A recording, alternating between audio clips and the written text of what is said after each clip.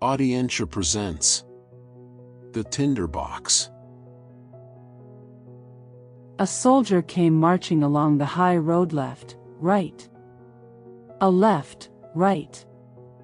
He had his knapsack on his back and a sword by his side, for he had been to the wars and was now returning home. An old witch met him on the road.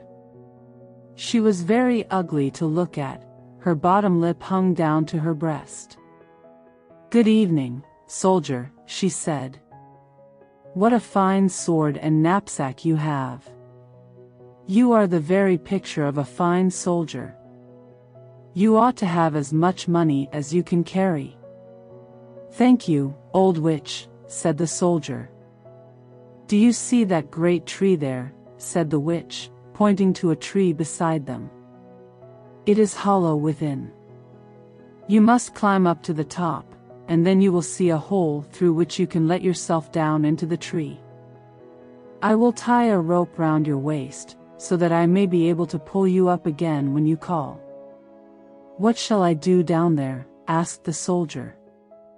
"Get money," answered the witch. "Listen. When you reach the bottom of the tree you will find yourself in a large hall. It is light there, for there are more than 300 lamps burning. Then you will see 3 doors, which you can open. The keys are in the locks. If you go into the first room, you will see a great chest in the middle of the floor with a dog sitting upon it.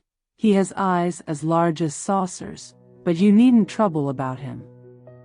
I will give you my blue check apron, which you must spread out on the floor, and then go back quickly and fetch the dog and set him upon it. Open the chest and take as much money as you like. It is copper there. If you would rather have silver, you must go into the next room, where there is a dog with eyes as large as mill wheels. But don't take any notice of him, just set him upon my apron, and help yourself to the money. If you prefer gold, you can get that too, if you go into the third room, and as much as you like to carry. But the dog that guards the chest there has eyes as large as the round tower at Copenhagen. He is a savage dog, I can tell you, but you needn't be afraid of him either. Only, put him on my apron and he won't touch you, and you can take out of the chest as much gold as you like." "Come, this is not bad," said the soldier. "But what am I to give you, old witch? For surely you are not going to do this for nothing." "Yes, I am," replied the witch. "Not a single farthing will I take. For me you shall bring nothing but an old tinderbox which my grandmother forgot last time she was down there." "Well, tie the rope round my waist," said the soldier. "Here it is," said the witch, "and here is my blue check apron." Then the soldier climbed up the tree, let himself down through the hole, and found himself standing, as the witch had said, underground in the large hall, where the 300 lamps were burning. Well, he opened the first door. Ugh! There sat the dog with eyes as big as saucers glaring at him. "You are a fine fellow," said the soldier, and put him on the witch's apron, took as much copper as his pockets could hold, then he shut the chest, put the dog on it again, and went into the second room. Sure enough there sat the dog with eyes as large as mill wheels. "You had better not look at me so hard," said the soldier. "Your eyes will come out of their sockets." And then he set the dog on the apron. When he saw all the silver in the chest, he threw away the copper he had taken, and filled his pockets and knapsack with nothing but silver. Then he went into the third room. Horrors! The dog there had 2 eyes, each as large as the round tower at Copenhagen, spinning round in his head like wheels. "Good evening," said the soldier and saluted, for he had never seen a dog like this before.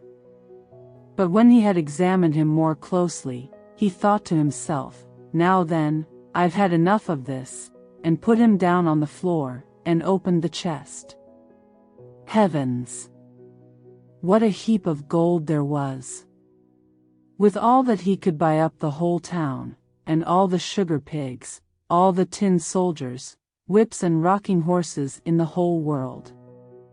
Now he threw away all the silver with which he had filled his pockets and knapsack, and filled them with gold instead. Yes, all his pockets, his knapsack, cap and boots even, so that he could hardly walk. Now he was rich indeed. He put the dog back upon the chest, shut the door, and then called up through the tree.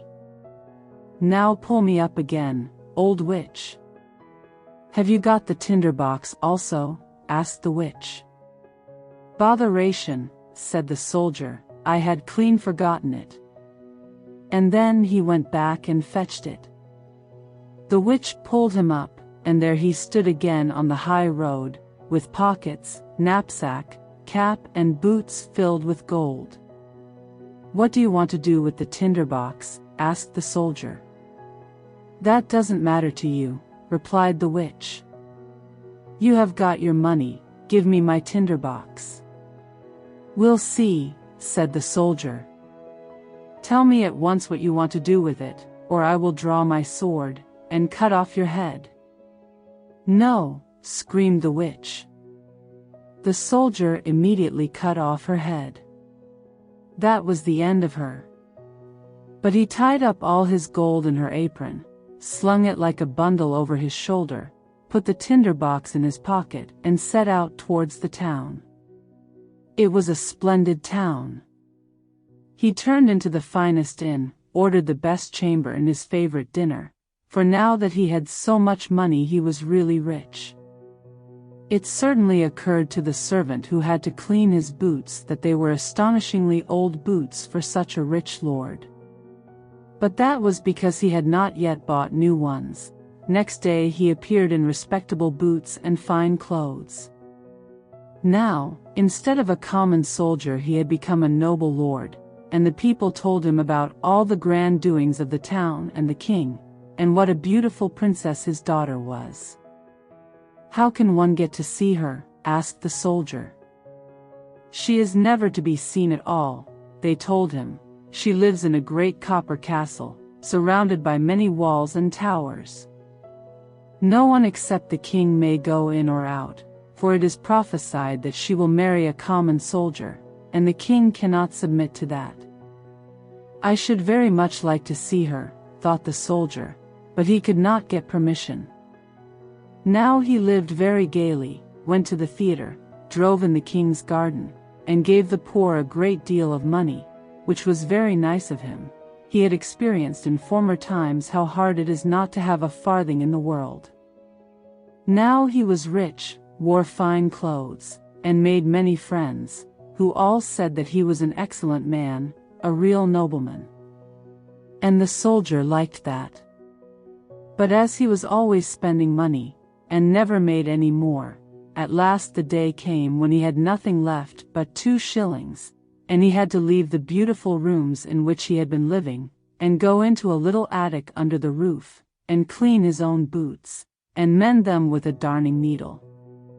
None of his friends came to visit him there, for there were too many stairs to climb. It was a dark evening, and he could not even buy a light.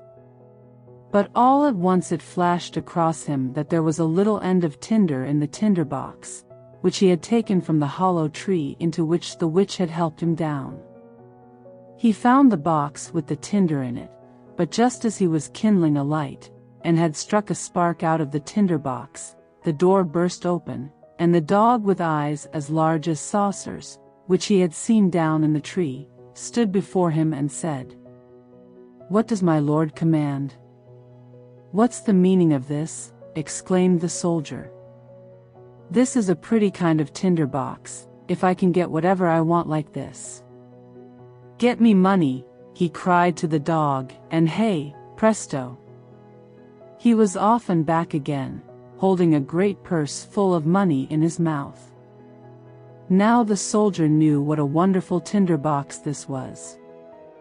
If he rubbed once, the dog that sat on the chest of copper appeared, if he rubbed twice, there came the dog that watched over the silver chest, and if he rubbed 3 times, the one that guarded the gold appeared.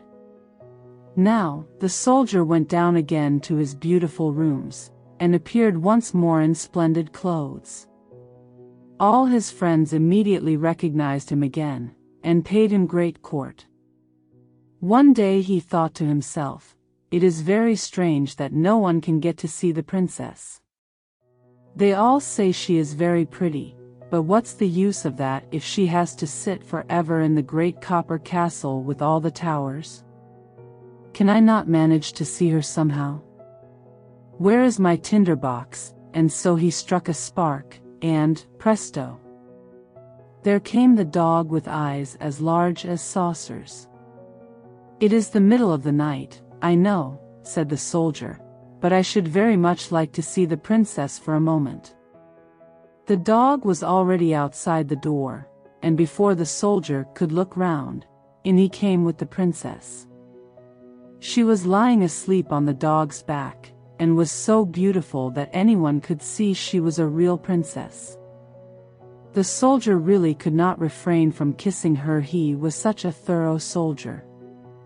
Then the dog ran back with the princess. But when it was morning, and the king and queen were drinking tea, the princess said that the night before she had had such a strange dream about a dog and a soldier. She had ridden on the dog's back, and the soldier had kissed her. "That is certainly a fine story," said the queen. But the next night one of the ladies-in-waiting was to watch at the princess's bed, to see if it was only a dream, or if it had actually happened. The soldier had an overpowering longing to see the princess again, and so the dog came in the middle of the night and fetched her, running as fast as he could. But the lady-in-waiting slipped on soft rubber shoes and followed them. When she saw them disappear into a large house, she thought to herself, "Now I know where it is," and made a great cross on the door with a piece of chalk. Then she went home and lay down, and the dog came back also, with the princess.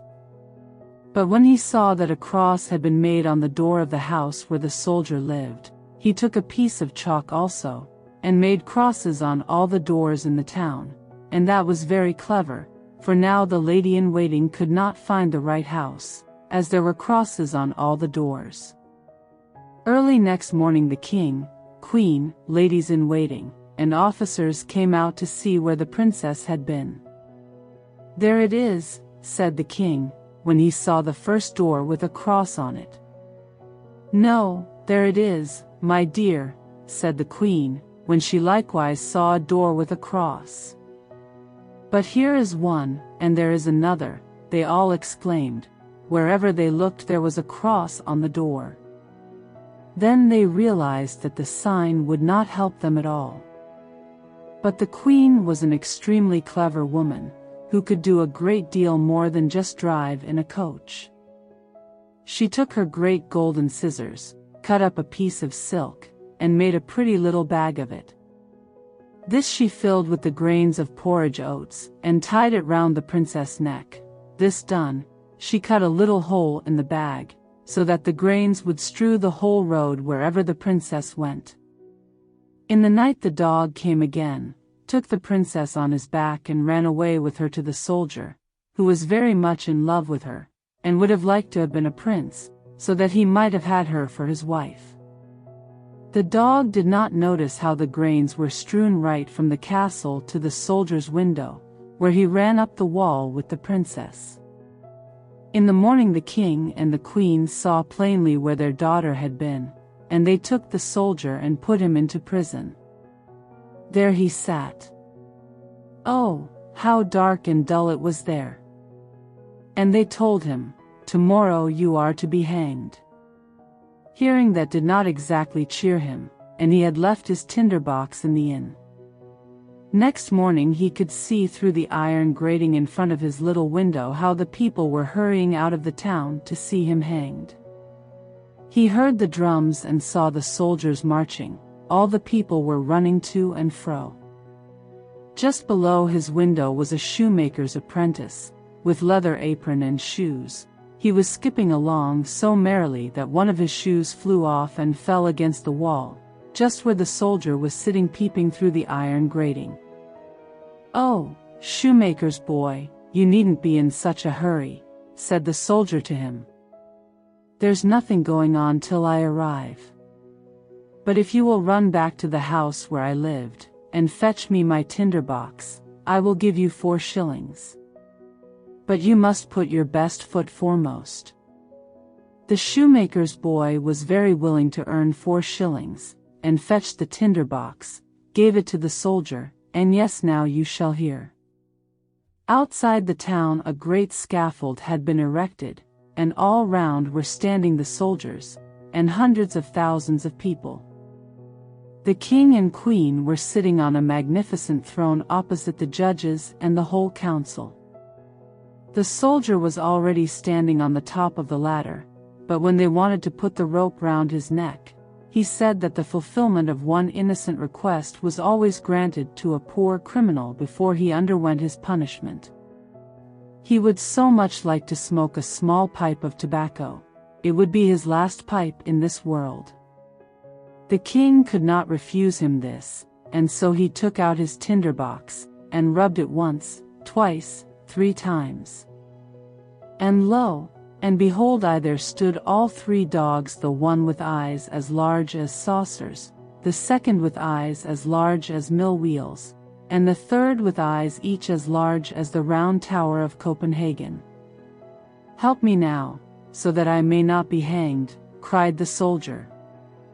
And thereupon the dogs fell upon the judges and the whole council, seized some by the legs, others by the nose, and threw them so high into the air that they fell and were smashed into pieces.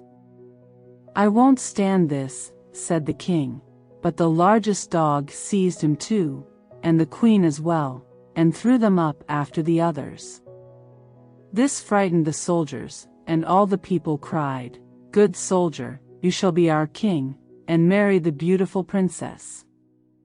Then they put the soldier into the king's coach, and the 3 dogs danced in front, crying, "Hurrah!"